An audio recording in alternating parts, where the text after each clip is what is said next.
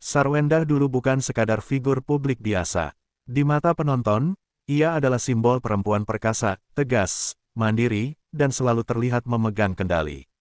Di setiap kemunculan, gesturnya bicara, bahu tegap, suara mantap, dan sikap yang seolah berkata, "Aku tahu apa yang aku lakukan." Citra ini melekat kuat, bahkan menjadi identitas yang sulit digoyahkan.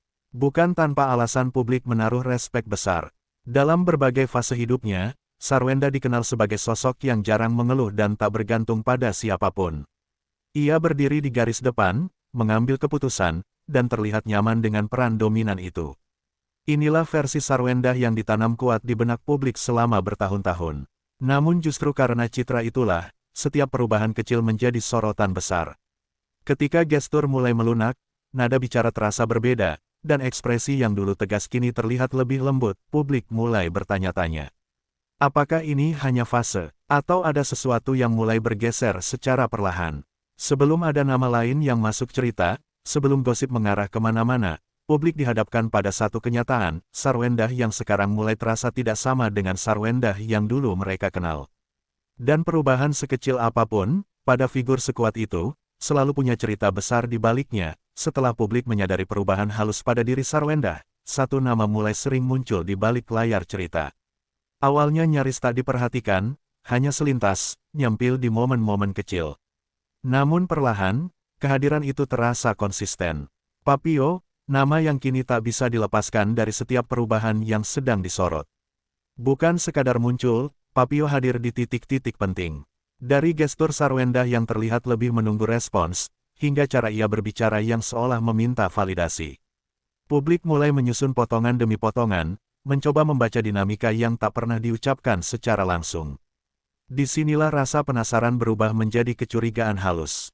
Netizen pun mulai bertanya, sejak kapan Sarwendah memberi ruang sebesar itu pada satu sosok? Perempuan yang dulu dikenal penuh kendali, kini terlihat lebih fleksibel, bahkan cenderung mengikuti. Tidak ada pernyataan resmi, tidak ada klarifikasi terbuka.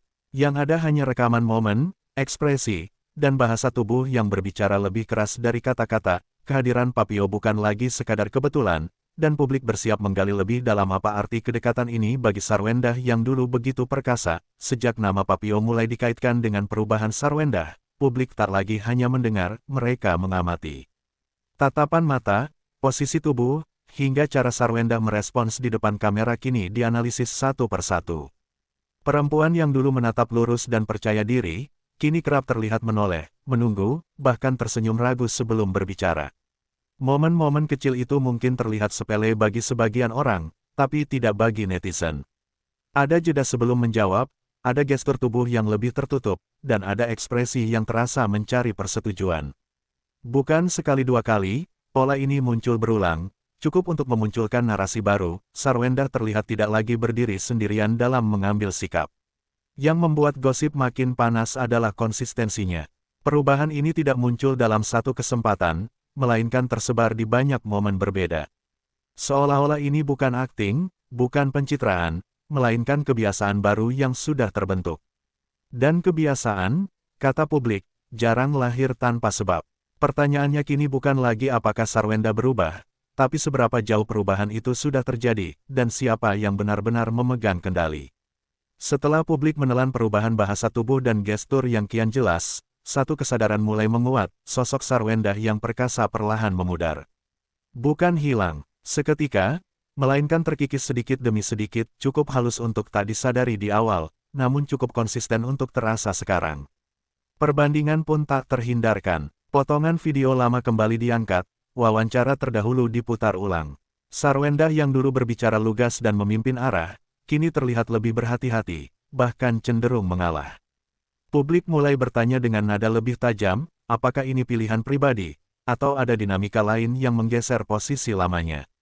Yang membuat gosip kian panas adalah reaksi diam. Tak ada bantahan tegas, tak ada klarifikasi yang mematahkan tafsir. Justru keheningan itu memberi ruang bagi spekulasi berkembang. Netizen membaca perubahan ini sebagai tanda bahwa karakter yang dulu dominan kini tak lagi berada di pusat panggung. Jika sebelumnya perubahan bisa dibela sebagai fase, kini banyak yang melihatnya sebagai pergeseran identitas. Dan ketika figur sekuat Sarwendah tampak melepaskan kendali yang dulu begitu melekat, publik pun bersiap masuk ke pertanyaan yang lebih sensitif, apa yang ia dapatkan, dan apa yang ia korbankan. Setelah citra perkasa itu dinilai mulai memudar, publik kini menyorot satu perubahan yang paling mencolok, sikap manja Sarwendah. Bukan sekadar lembut, tapi terlihat lebih bergantung secara emosional. Senyum yang menunggu respons, tawa yang seolah mencari persetujuan, hingga gestur kecil yang dulu tak pernah terlihat, kini justru sering muncul. Sebagian membela, menyebut ini wajah baru cinta. Wajar, kata mereka, ketika perempuan kuat akhirnya memilih untuk bersandar. Namun kubu lain tak kalah vokal. Mereka mempertanyakan, mengapa perubahan ini terasa begitu ekstrim. Dari sosok yang memimpin, kini terlihat lebih mengikuti. Dari yang mandiri, kini tampak membutuhkan. Perdebatan pun memanas karena pola itu terus berulang. Manja bukan lagi momen sesekali, melainkan sikap yang konsisten terlihat di berbagai kesempatan. Di titik ini, gosip tak lagi berhenti pada bahagia atau tidak, tapi bergeser ke pertanyaan yang lebih tajam, apakah Sarwendah sedang menikmati cinta, atau perlahan kehilangan otonomi dirinya sendiri. Disinilah garis tipis antara cinta sehat dan ketergantungan mulai dipertanyakan. Dan ketika figur publik sebesar Sarwendah menunjukkan perubahan sedalam ini, satu hal tak terhindarkan, publik merasa berhak bertanya, dan bersiap menilai lebih jauh. Di tengah sorotan soal sikap manja dan perubahan karakter, publik mulai menangkap detail lain yang tak kalah mencurigakan. Orang-orang lama di sekitar Sarwendah perlahan tak lagi terlihat. Wajah-wajah yang dulu kerap hadir, menemani, dan berdiri sejajar, kini jarang muncul di momen-momen penting. Bukan satu dua, tapi cukup banyak untuk memicu tanda tanya. Perubahan ini tidak diumumkan, tidak dijelaskan, namun terasa. Interaksi yang dulu hangat kini redup, kebersamaan yang biasa dipamerkan mendadak senyap. Netizen mulai merangkai benang merah, apakah ini kebetulan, atau bagian dari dinamika baru yang sedang terbentuk. Spekulasi pun berkembang. Ada yang menduga Sarwendah sedang menyederhanakan lingkar sosialnya. Ada pula yang berani bersuara lebih jauh, menyebut bahwa ketika satu sosok menjadi pusat emosional, ruang untuk yang lain otomatis menyempit. Gosip mulai bergerak dari sikap pribadi ke perubahan lingkungan. Karena perubahan karakter bisa diperdebatkan, namun perubahan relasi jarang terjadi tanpa sebab. Dan ketika figur publik tampak berjalan dengan lingkar yang makin sempit, publik pun bertanya dengan nada lebih dingin, siapa yang kini paling dekat, dan siapa yang perlahan tersingkir. Seiring lingkar terdekat Sarwendah yang dinilai menyempit, reaksi publik pun pecah menjadi dua kubu yang saling berhadapan.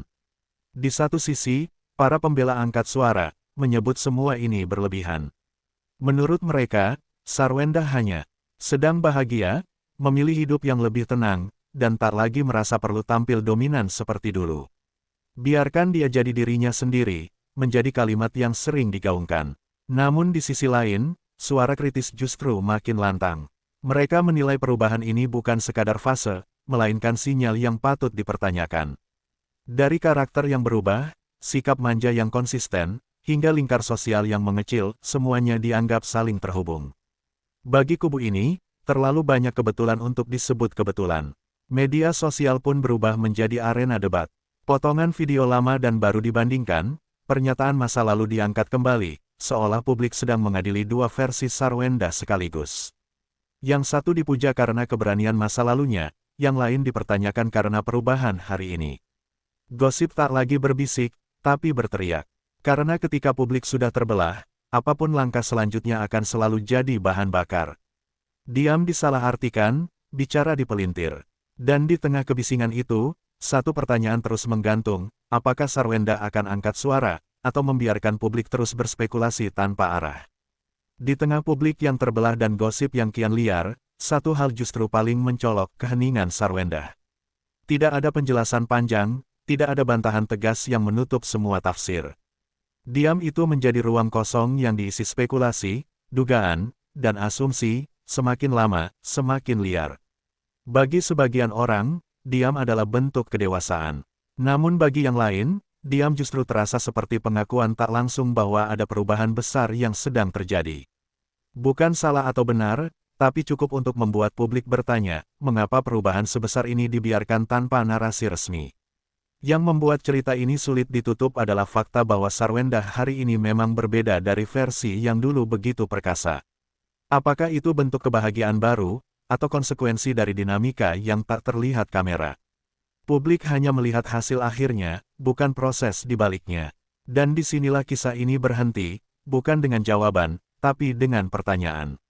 Apakah Sarwenda benar-benar menemukan dirinya yang baru? Atau justru sedang menjauh dari sosok yang dulu membuatnya begitu dihormati? Publik boleh menilai, netizen boleh bersuara, namun kebenaran sejatinya, mungkin hanya diketahui oleh mereka yang ada di balik layar.